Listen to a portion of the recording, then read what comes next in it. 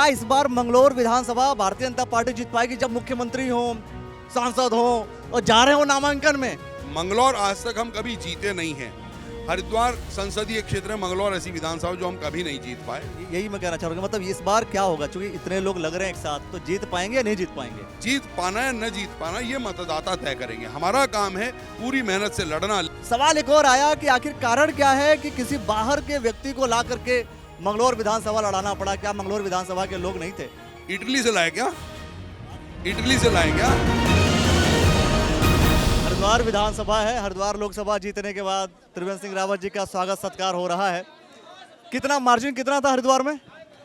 हरिद्वार में कुल वोट पड़े 86,000, जिसमें से 61,000 भारतीय जनता पार्टी को पड़े और ये अब तक का रिकॉर्ड है।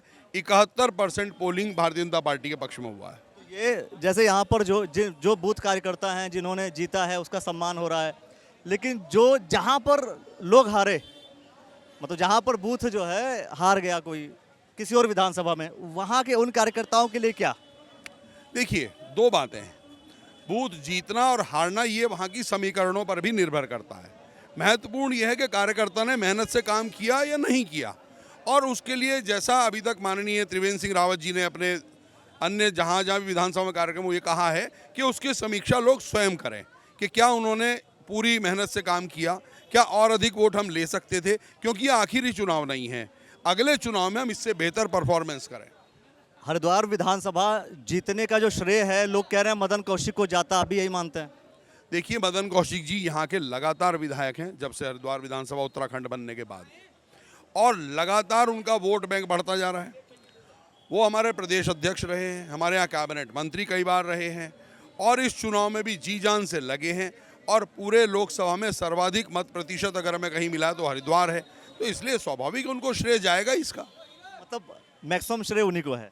स्वाभाविक है, वो यहाँ के विधायक है, नेता है यहाँ के। वो एक सवाल, अहम सवाल, चूंकि आज जो है धामी जी यहाँ आए थे और त्रिवेंद्र सिंह रावत भी, सुबह से मैं देख रहा हूँ कि करतार सिंह भड़ाना का नामांकन जब हो रहा था तो उनके साथ ये सभी लोग थे।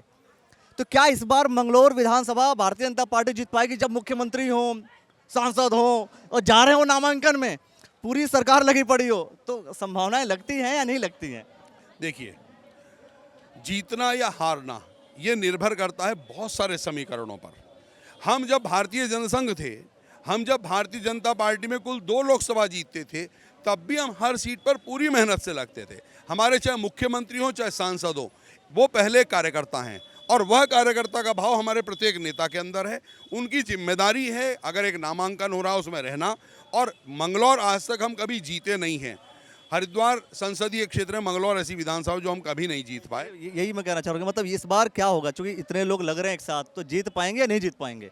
कोई जीत पाना या न जीत पाना ये मतदाता तय करेंगे। हमारा काम है पूरी मेहनत से लड़ना, लेकिन हमारी पूरी कोशिश होगी कि इस बार हम पिछले सारे रिकॉर्ड तोड़ें, और हम जो अभी तक का वहाँ पर एक ये बना हुआ है परंपरा का हम कभी जीतते नहीं, उसको मिथ को तोड़कर इस बार हम मंगलौर विधानसभा पूरी कोशिश होगी कि हम जीत जाएं। कितने वोट की संभावना है तकरीबन?